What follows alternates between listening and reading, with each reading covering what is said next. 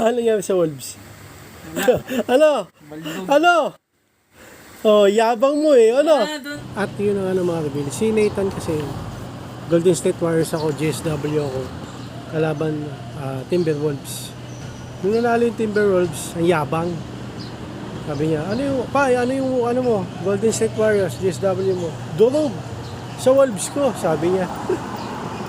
Ay ngayon, tali Wolves niya. Sabi ko, okay siya ako, sige. Sabi natin mga kabili. Ang yabang na itong anak ko eh. Timberwolves eh. Pero nung na 1-0 ng Golden State, sabi niya, parang ayoko na mag-Wolves. Parang gusto ko na mag-Golden State Warriors. Ngayon, nag-Wolves ulit siya kasi lumakas.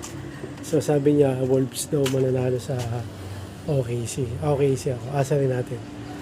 Tingnan natin ha. Mayabang to pag nananalo yung Wolves eh. Pag natatalo, natin mukha. Ano nangyari sa Wolves? Ano? Ano? Oh, yabang mo eh. Ano? Ano? Nung natalo yung Wolves ng yung natalo yung Golden State ng Wolves mo, yabang mo eh. Ano ngayon? Next, ano yan? Ano? Parang sa Warriors lang yan. First game, di ba, sa Warriors? First Teka. Ano? Ha? Ano boy? Pinaisa lang yan ng Wolves sa game 1. Ang yabang nito Parang eh. Parang Warriors lang yan eh, game 1. Para sa Warriors. Yung game 2, game 3, game 4, tsaka game 5. Sa ano yun? Sa Ang yabang nito mga ka-reveal eh.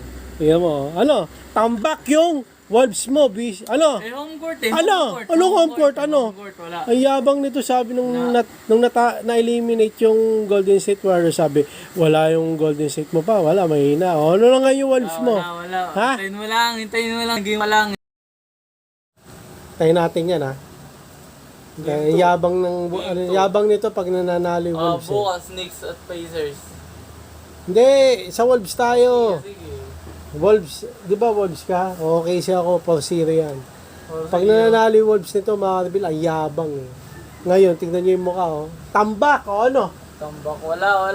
Game pa lang yun eh. Home court eh. Kaya natalo yung Golden State Warriors dahil wala si Curry doon, si Steph Curry. Mahina si OKC. Puro free throw lang alam na. Mahina pa eh, tambak nga yung Wolves mo. Wala. Yung Wolves mo, durog yan sa OKC ha. O ano na? Wala. Ano? O, wala kang masabi. Game 1 pa lang. Sige. Game 1 pa lang eh. Sige. Sa game 2. Pag game 2 nanalo yung OKC, ano na naman sasabihin mo? Di na. Home court ng OKC. Imposible manalo yung OKC. Imposible manalo. Sige, abangan natin mga review.